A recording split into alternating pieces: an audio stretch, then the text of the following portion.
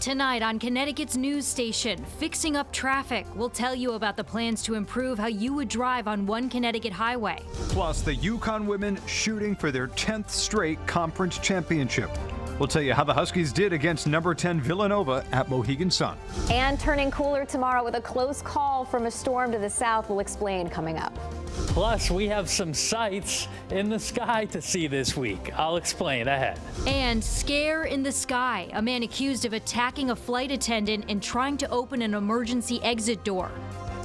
Breaking news now on Fox 61, Connecticut's news station. We are following breaking news tonight in Manchester, where one man was found inside of a burning home. That man's dead tonight. Good evening. I'm Ben Goldman. And I'm Jen Bernstein. Thank you very much for joining us. Well, firefighters first got to the scene on Vernon Street a little after 5:30 this afternoon. The state fire marshal and Manchester police are investigating the man's cause of death and how that fire started. Fox 61's DeAndrea Turner joins us live in Manchester with what we're learning tonight. DeAndrea. Well, you guys, just a few moments ago, we saw the medical examiner's office wheel the man's body out and take it away. This is still a very active scene. You can see everyone is hands on decks. The state Connecticut police, the fire marshal, and Manchester Police and Fire Department, they're still investigating exactly how this happened, when it happened, and what happened to this man. And I did speak with a neighbor today, and he tells me it was like a huge bonfire when he looked out of his window. I mean, big. I mean, it was pretty big, and it was shooting. Seemed to be shooting out the windows. From his living room window, Tommy Battagler saw his neighbor's home on fire, taking this video of the smoke billowing out of the home on his cell phone. It was pretty drastic to see it. I mean, it was a pretty big fire. He says he had no idea that his neighbor died. I think anybody was going to get hurt like that.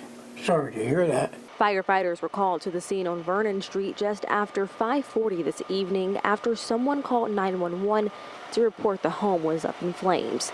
The Manchester fire chief says crews could barely see as they tried to search the home to make sure that no one was trapped inside. But tragically, that was not the case. Fortunately, in the second floor of the raised ranch, there was a single male occupant, elderly, who did not make it out and had succumbed to his injuries. No one else was injured in the fire, according to the fire chief, but the investigation into the man's death is just beginning.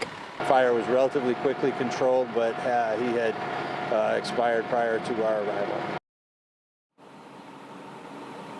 Now, this is an ongoing and active investigation. They still have not released the name of the victim or how he died. They did say that he was found dead inside of his home before they got to the scene. But as we learn more information, we'll update you here on air and online. For now, in Middletown, DeAndrea Turner, Fox 61, Connecticut's news station. All right, DeAndrea, thank you very much.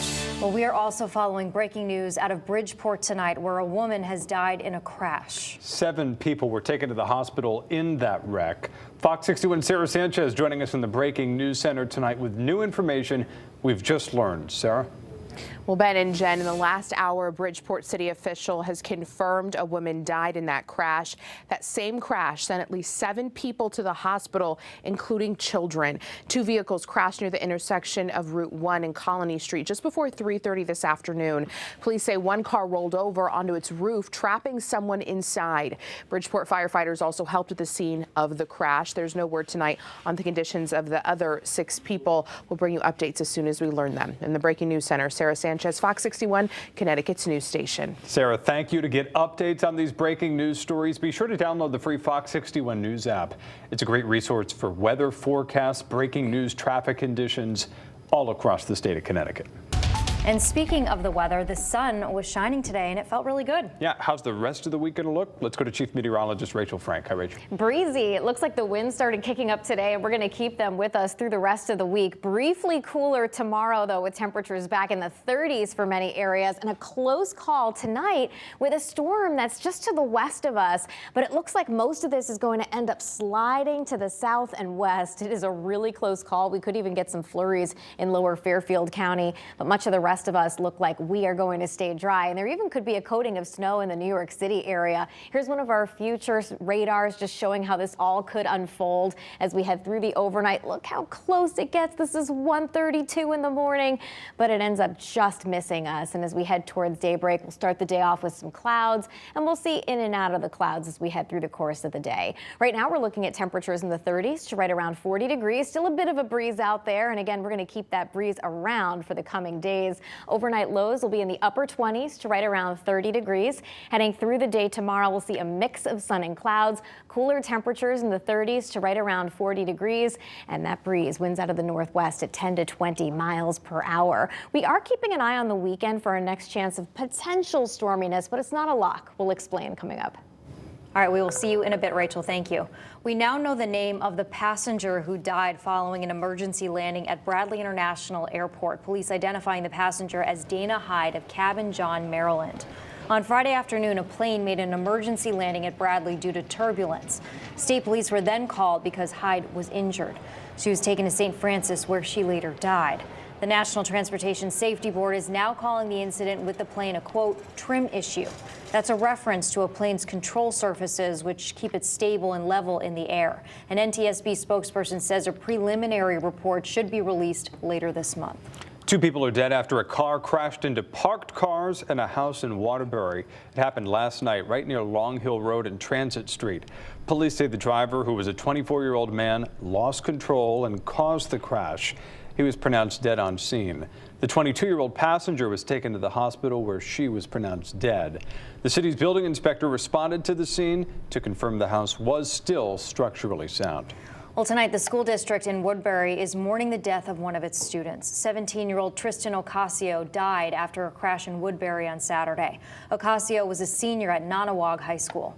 The superintendent of Region 14 called him an enthusiastic and loving student. Police say Ocasio was driving a pickup truck on Saturday night when he crossed the center line and hit 2 cars. He was pronounced dead on scene. One of the other drivers was treated for minor injuries. Middletown police arresting a man in connection with a trailer fire on Washington Street last month. 55-year-old Eugene Boudreau Jr. is accused of pouring gasoline on a woman inside of the trailer and then lighting the trailer on fire back on February 18th. The trailer was destroyed along with a neighboring trailer and 2 cars. Boudreau is being held on $1 million bond. Well, several cars caught fire in Lebanon on a property of Lyman High School. Lebanon's fire department saying that 5 cars caught fire on Exeter Road. 3 of those cars were destroyed. Investigators are trying to figure out how that fire started.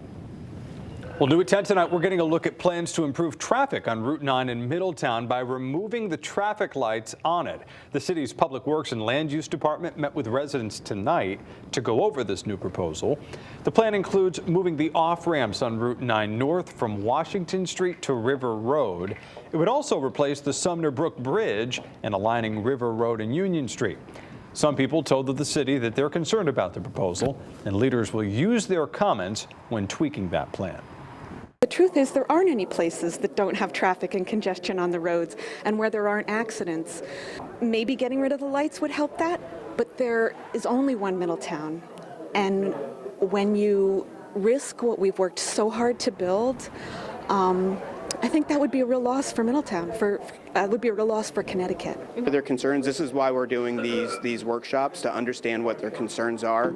I'd much rather hear them at this stage than as we get further into design so that we can incorporate them at the early stages. Middletown's mayor says the city's planning to hold another public workshop, and the proposal is still being developed. We have a consumer alert for you tonight as state police are now warning about how cryptocurrency ATMs are being used in scams. There are more than 500 cryptocurrency ATMs in the state of Connecticut. Most are at gas stations.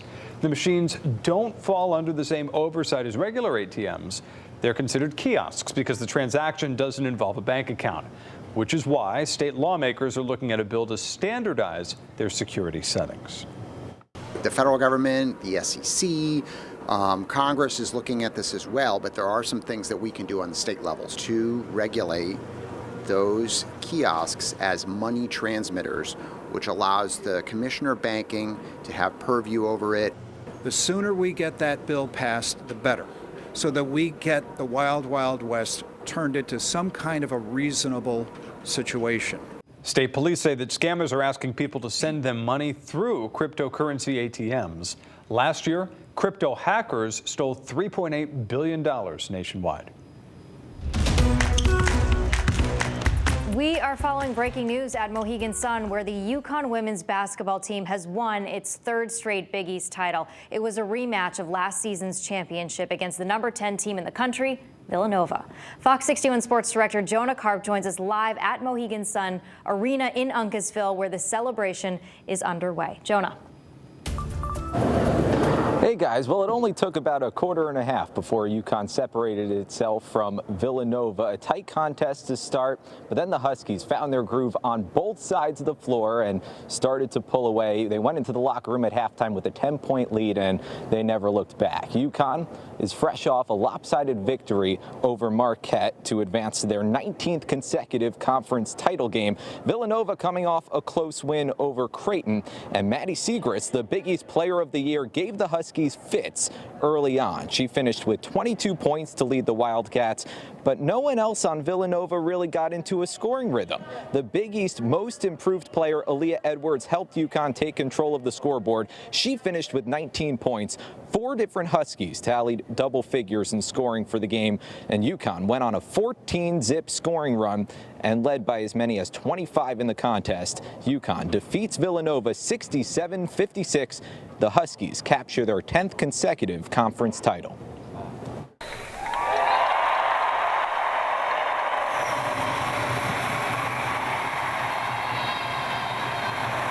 It's supposed to be hard to win these championships, and because it was so hard, I think this one probably feels, a little more rewarding.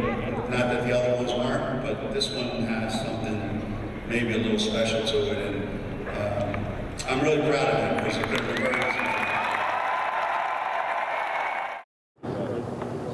Aaliyah Edwards with another outstanding performance in this game. She earned the Most Outstanding Player Award for the Big East Tournament. 19 points, 15 rebounds, a double-double in every single Big East Tournament game for Aaliyah Edwards. We're live at Mohegan Sun Arena. Jonah Karp, Fox 61, Connecticut's news station.